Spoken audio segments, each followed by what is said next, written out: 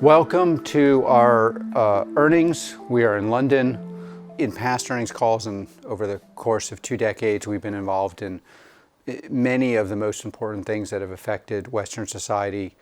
But what makes these times special is the trends that we believed would happen are happening at an accelerating rate. And what's super interesting is, why is the broader world so late in recognizing how these things are accelerating, what's happening?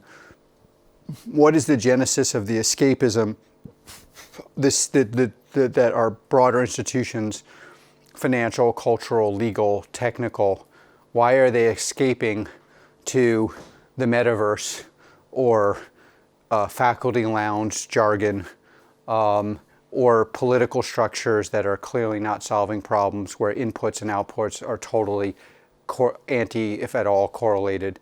Why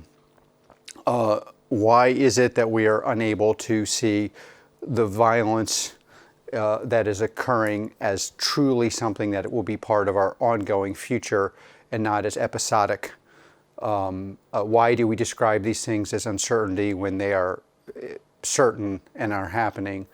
Why is it that our institutions are not even pretending that they will be able to hold the center, while simultaneously pretending the center will coagulate to a center independent of new structures, new ways of doing things, of new products, new institutions, new ideas? Part of that is we have theological structures around how we build, for example, in our space, products. And that theology presupposes that the world will be stable. So specialized things we build for both commercial and, for example, special forces, things that are powering current events now were built over the last 2 decades precisely because if you are in the periphery doing the most sensitive, important work in the world, as you need to be able to interact with your software in a way where it's disconnected and then reconnects. Simple problem, normal software sucks at it. You need a very specialized product. We've been supplying this to the world's most important elite soldiers for nearly a decade under the context of what we call nexus peering.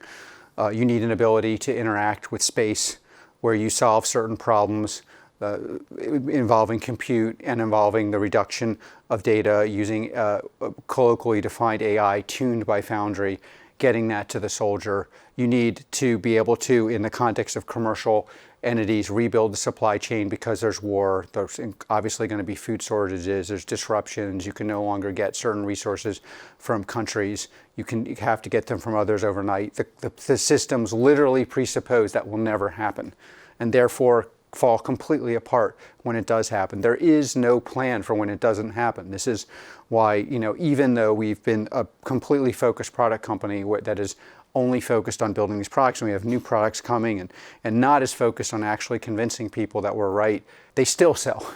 And because the other products are not built for this world. You have a financial context, just like we have raging inflation. We are very likely to see this war increase. The risk of a nuclear event is so much higher than is being presented in the public world that it's almost surreal to watch the coverage. And yet, there's really no idea of what you would do with evaluating the quality of revenue. So that, Palantir, for example, we are a company to thrive in good times, and we thrive in bad times. We are not built in the way the theologians of our financial institutions would love us to be built, so that you're built, exactly like if we had listened to them, we would only be growth and no free cash flow. We're a company that throws off free cash flow. We're a company that expected inflation. We obviously super committed to the mission, but was obvious to us, even at inception in bad times, the quality of government revenues would be crucial, because other revenues would suffer from inflation. They would have a lower quality. They'd be less sticky. We built these products for the right reasons, and we're not ashamed to say that we're winning, maybe because we were right. We didn't want to be right, but some of this stuff was so obvious. It was obvious that these institutions, the theology of how we model these things in every context, is just corrosive. So you end up with the wrong products, the wrong quality of revenue. So you have growth without free cash flow, or free cash flow without growth. You have products that work now that can be hyped up with sales, but clearly are not going to work the day after tomorrow. No ability to build new products. Why would you build new products? You're going to have this perfectly tinkered model, get the institutions to invest in you and acquire all these companies that actually build products. Yeah, but it's nearly impossible to build products for tomorrow. There aren't companies to acquire. You actually have to do it yourself. Sure, here and there you can look for things to accelerate. Palantir has done that. So we at Palantir are not fleeing to a different world, whether it's the meta world or a theological world or a financial version of theological world, or a grad school version of the theological world, which isn't even actually academic, because academic presupposes interacting with the object from a theoretical perspective differentiated from the object, not importing a theological preconceived version of the object onto the theory and re-importing that onto the object. Products don't work like that. Reality doesn't work like that. Palantir, we are playing a critical, crucial, and much bigger role than we're allowed to mention or whatever discuss in public in current events. Obviously commercially, because our partners and other future partners are being disrupted, their supply chains are disrupted, there's a threat of a disruption in the broader economy, and many realize that the reality of a truly monumental, epic, and horrific disruption in the form of a nuclear attack is much higher than is being reported. But also in the government context, where we are playing an outsized role, and we're very proud of that, and we're proud of the people we're able to support, and we're also eager to continue to help to support them.